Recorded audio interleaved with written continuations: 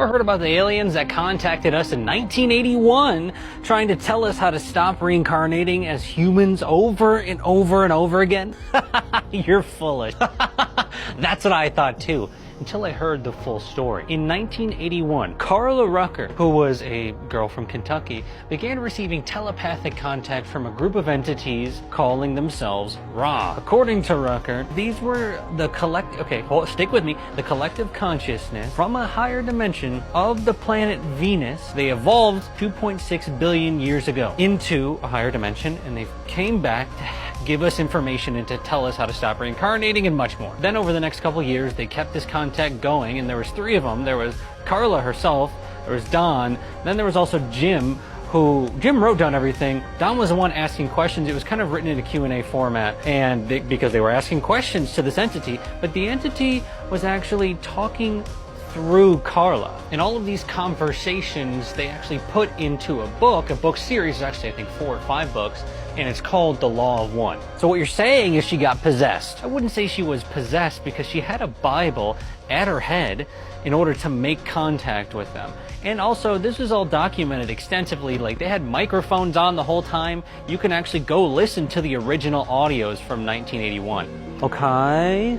So how do we stop reincarnating over and over then? Well, real quick, I think it's important to understand what the main message of Ra actually is. Here's a quote from session 4. The law of one, though beyond the limitations of name, as you call vibratory sound complexes, may be approximated by stating that all things are one, that there is no polarity, there is no wrong, no right, no disharmony, but only identity. All is one, and that one is love light, or light/love, the infinite creator. So it's about everything being God. Kind of, but it's not a religious book at all. In the book, it actually says that it doesn't matter if you know about the book, The Law of One, and if you don't even know about what the Law of One actually is. That's fine. The only thing you need to do to move on is you need to love and be in service to others. Like get to heaven? Not in the traditional sense at all. In the Law of One philosophy, there are 7 major densities in our universe. Think of them as different thresholds that have been separated off, but they're just different vibrational pockets in which different bodies can exist. Another way to think about it is think about the ocean. When you go down in the ocean, you need to have a specific body in order to go far enough down. And so what the Law of One is saying, what Ra is saying, is that you need to have different bodies for each density.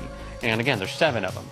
7 major ones, that is. So then reincarnation is kind of like just playing the game of different bodies with different experiences. So how does loving others get you to a higher density? Well, according to what they're telling us, it's actually just math. If you're more than 50% in service to others, then you'll move on in the positive polarization from this 3rd density to 4th density. But there's also the option to move on negatively, which means you're according to the Law of One, 95% or more in service to yourself. So there really is negative entities.